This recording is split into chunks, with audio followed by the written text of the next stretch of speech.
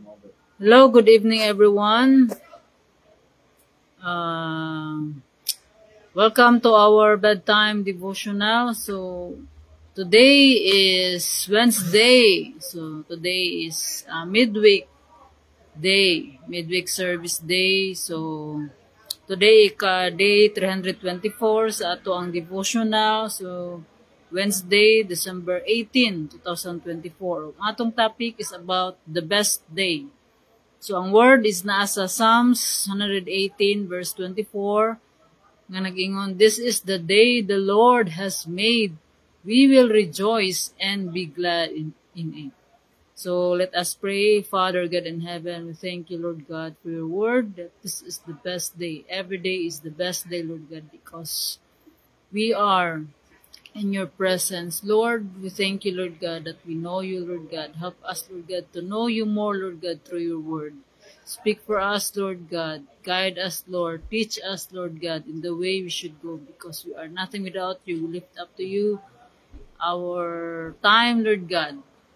Time to glorify your name. Lord, magigistorya ka na mo, Lord God. Help us, Lord God. Open our hearts, our minds, Lord God. Nga mahimo kaming madinawaton sa imong pulong ug ang kinakatunan ug i-apply sa among kasing-kasing, Lord. Ikaw magagiya ka namong tanan. In Jesus' name we pray, Amen. The best day. This is the day the Lord has made. We will rejoice and be glad in it. What is the best day to celebrate life? So this day and every day should be a time for celebration. As we think about all the things God has done for us. Tomorrow morning, when you wake up, take time to count your blessings and then be sure to enjoy yourself. Every day is a gift from your Heavenly Father, so celebrate. So while we are celebrating life, don't try to keep the celebration to yourself. Let other people know why we are rejoicing. So that they can rejoice too. So God has given us so many blessings. So count your blessings, not problems. So we will celebrate the life that God has given to us. So let's celebrate our every day with our family, with our friends, that this is the day the Lord has made. So we could ang Ginoo nagtudlo kanato karong gabi na. Ang Ginoo nagtudlo kanato nga we should recognize each day in the present moment. So God is teaching us to be present. Dili nga magunaw na ta katong niagi. So let's forget the past and let's focus on the present, because when we focus on the past, we will forget the present, the joy that the present moment have. So, and we also acknowledge God's sovereignty in our lives. And every day is a day to be joyful, to be thankful. Ingon sa pulong sa Ginoo, be thankful always, be joyful always, and be prayerful always. And we should delight ourselves in the Lord. Meaning pangitaon nato ang atong kalipay diha sa Ginoo, dili dinhi sa kalibutan. Because the true joy that will fulfill our heart's longing is the joy that comes from God. So there's no other way. There's no other way that we will be fulfilled. Kana makafiltag natay sense of fulfillment. Usahay this world will just offer us temporary things, but the permanent or the eternal life is coming from God. So the best day is today. So karong gabion na kita gitudloan sa Ginoo nga we should be present in this moment. So ang ato ang pagkinabuhi subay sa kabubuton sa Ginoo, ingon sa pulong sa Ginoo, forget the past, move on and enjoy today.